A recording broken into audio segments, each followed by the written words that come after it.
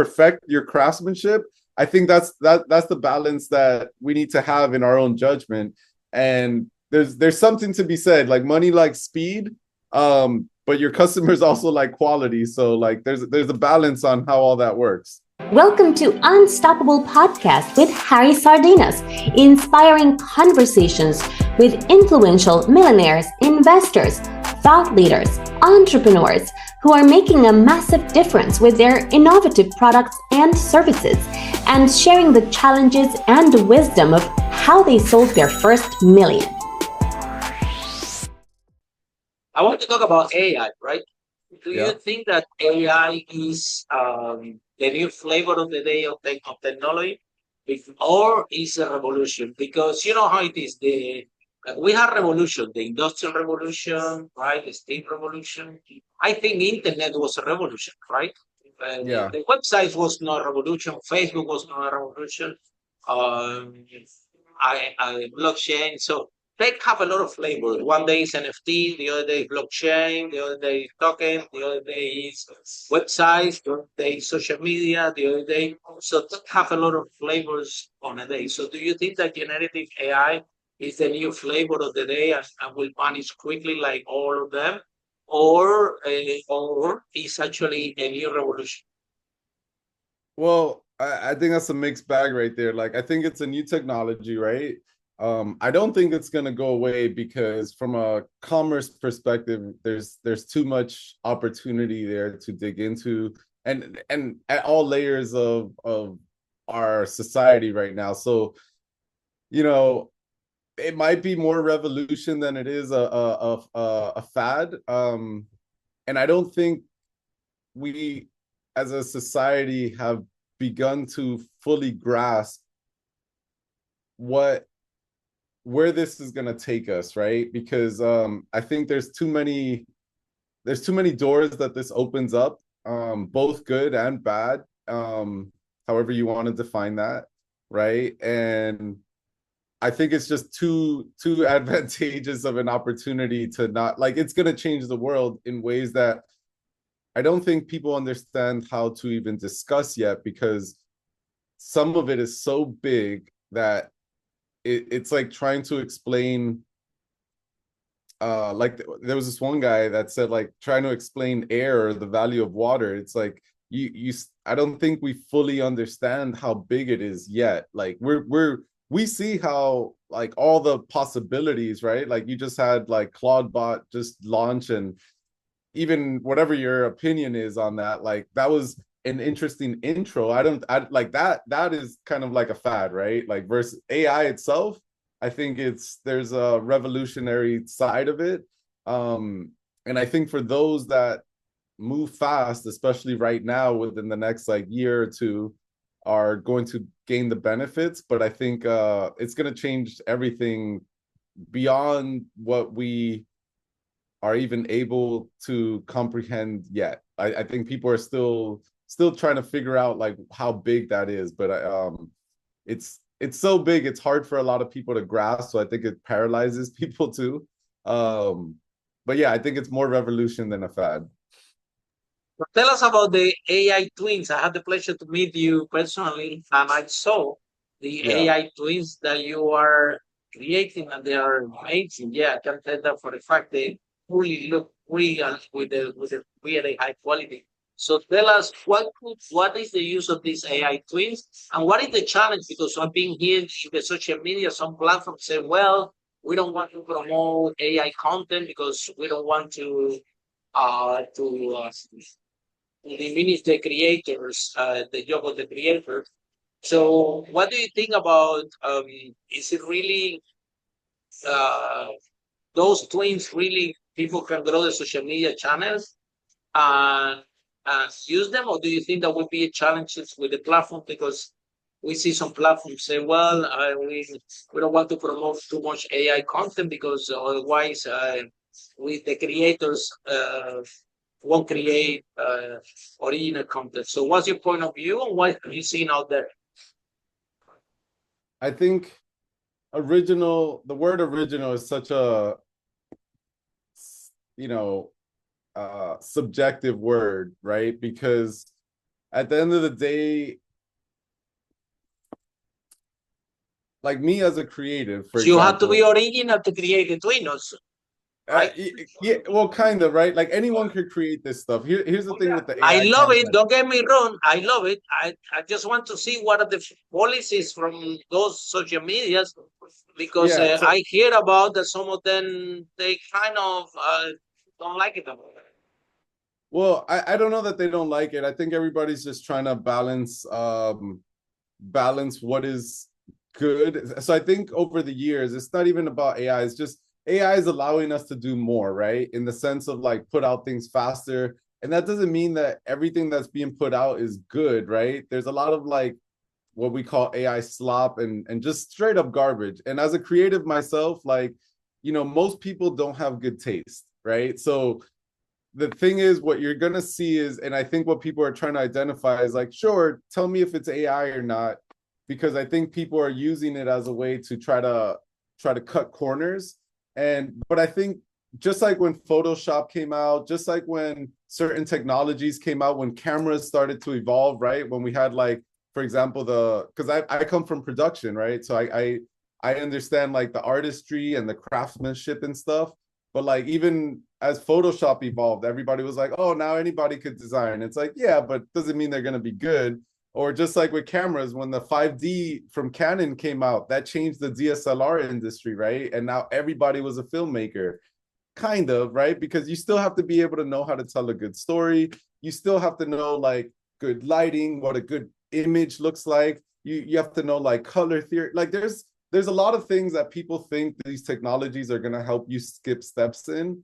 And sure, while anyone can create, not everyone is going to create something good. So one of the things, like, for example, as you mentioned, digital twins, what we focused on is not the ability that you can create a digital twin. Anyone can get a HeyGen account, use Kling, Seedance, any of these models to create whatever twin they want. It's like, what are you going to do with that? Are you going to do anything like valuable for people? Are you going to do something entertaining? Is it going to feel good? Is it going to, because anyone can jump on Sora and create garbage. To me, like most of these Sora videos that you see out there are just plain trash. And it's because, again, I think it's like everybody's excited for the fact that they can create now, but a lot of people haven't put the time and the energy to understand what good taste is. And when you understand like good taste and develop your own taste, then, maybe you can have a seat at the table of like creating good content. And I think that's that we focus on a lot of the micro like elements that make a good image. So that when we focused on digital twin, we didn't just focus on creating a digital twin. We focused on like, I went back to my filmmaker days, like how is it that we get a high quality, image? What is it in the pre-production? What are the elements in the pre-production that are going to give me that initial good image?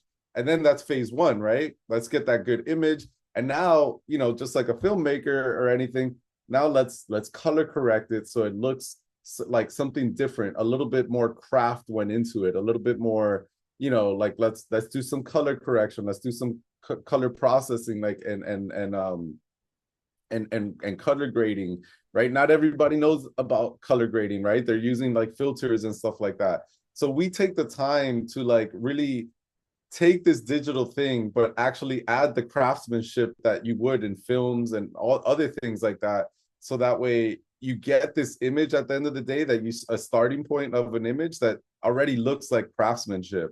And then when we put together the stories, I think everybody's learning about like, what's the right hook?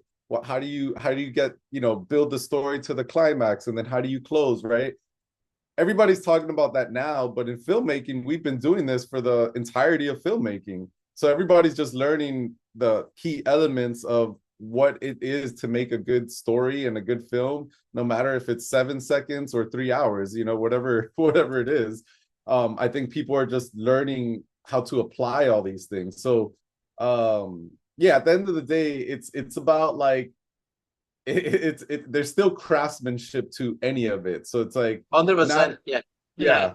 I agree with you, Cyrus. I think that all these platforms, the main fundamental is high quality content, right?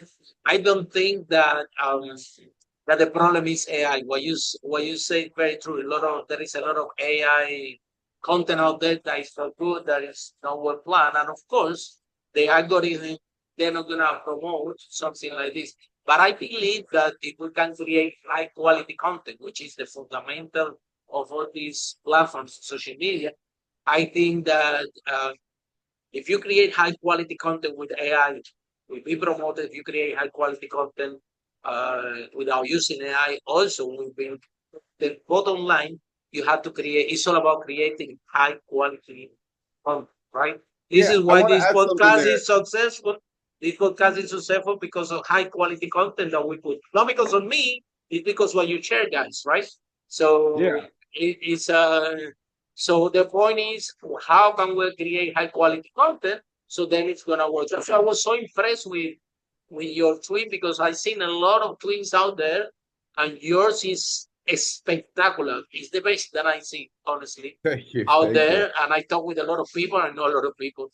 So you have done a spectacular job, and that's why it drew my attention as well. I say, wow, Thank you, man. this is something that I can work with. You know what I mean? When I saw what you create, because again, I have that background. I know that high quality content is what is actually gonna work. And I start with high quality twins. If you're gonna do a video in AI, it has to be high quality, even using AI, and a lot of skills. Like you have to know exactly. You said how to tell the story, you need to know about filming. You need to have a lot of skills. At the end of the day, that video represents your brand and the brand of your company. If you have a high quality video, that says a lot about your brand, about your product, that your product is to be high quality, has to be Well, consistent.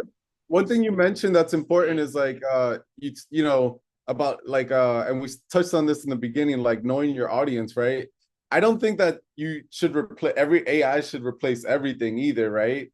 It just you have to have the judgment to know when, right? Like there's certain pieces of content that should be you and should be more authentic, right? But then there's certain pieces of content that people, as much as people say, oh, I don't want AI, right? If you do it in a way where you take that layer of them judging you first because it's not good, then if you do it well, then that layer of judgment gets removed. As long as you're giving valuable content, because I don't think, and what I've seen so far is no one cares if it's AI, if it's first good, and then B, if it's giving me valuable information. Absolutely. I think the problem is that a lot of people create like these just garbage ideas, right? Like that.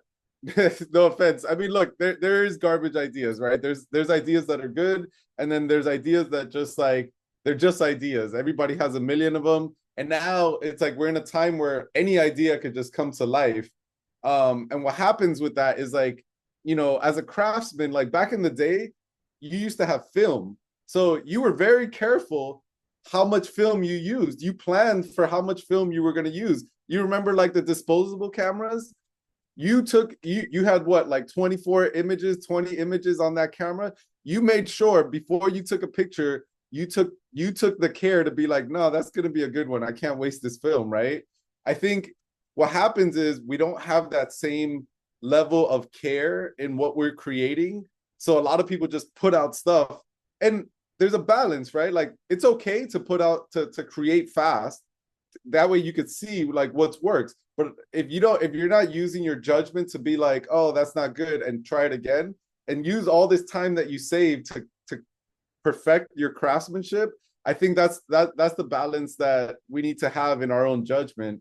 And there's something to be said, like money likes speed, but your customers also like quality. So like there's a balance on how all that works. Follow us for more interviews with world's most influential, audacious entrepreneurs that overcame challenges and adversity, providing you with the blueprint of how they sold their first million so you can grow your business exponentially.